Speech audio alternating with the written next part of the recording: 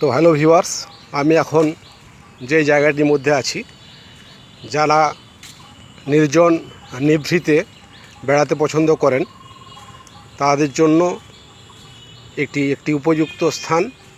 চারিদিকে শুধু সবুজ আর সবুজ, পাশেই রয়েছে বিস্তীর্ণ জলরাশি। এই জলরাশি আপনাদের দেখাচ্ছি, এই বড় ঝিল, এই ঝিল আপনি একদম দেখতে পারবেন, অনেক বড় ঝিল, শুধু চারিদিকে জল আর জল। দেখতেই পাচ্ছেন কত বিস্তীর্ণ জলরাশি।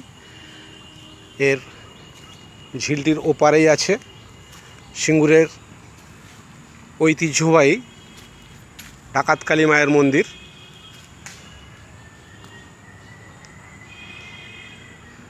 দেখানোর চেষ্টা করছি এখান থেকে, দেখতেই পাচ্ছেন ওই পারে ডাকাতকালী মায়ের মন্দির।